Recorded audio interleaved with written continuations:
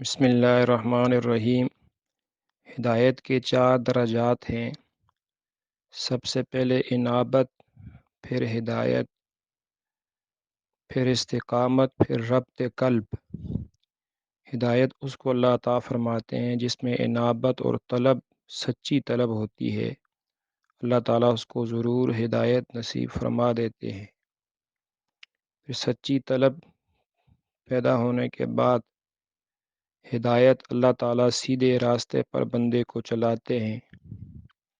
جب بندہ سیدھے راستے پر، دین کے راستے پر چلتا ہے تو اللہ تعالیٰ اس کے بعد اس کو استقامت نصیب فرماتے ہیں۔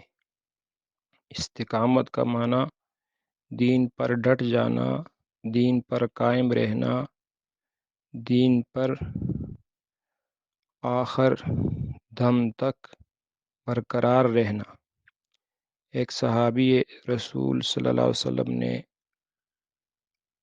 سوال کیا تھا، یا رسول اللہ مجھے نصیحت فرما دیجئے۔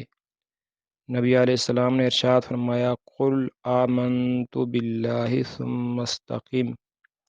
یہ کہو میں نے اللہ پر ایمان لایا، پھر اس ایمان پر آخر تک جمے رہو، اس ایمان پر قائم رہو۔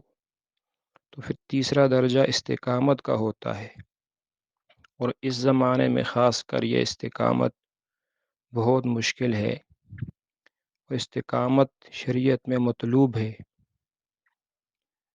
نبی اکرم صلی اللہ علیہ وسلم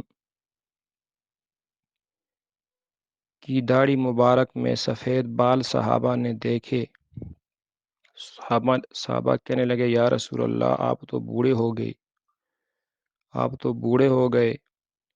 ارشاد فرمایا، ہاں شیبتنی سورۃ ہود واخواتھا، مجھے سورہ ہود نے بوڑھا کر دیا۔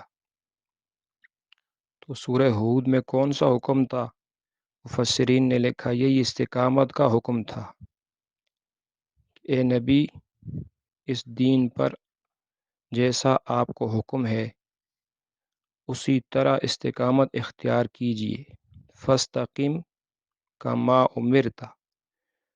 بہرحال جو بندہ استقامت اختیار کر لیتا ہے پھر اللہ اس کو ربط قلب کی کیفیت نصیب فرماتے ہیں، یعنی اس کا دل 100% دین پر مضبوط ہو جاتا ہے۔ پھر دنیا کی کوئی طاقت اس کو ایمان سے ہٹا نہیں سکتی۔ اللہ ایمان پر اس کا خاتمہ فرماتا ہے۔ اللہ میں یہ کیفیات نصیب فرمائے، آمین یا رب العالمین۔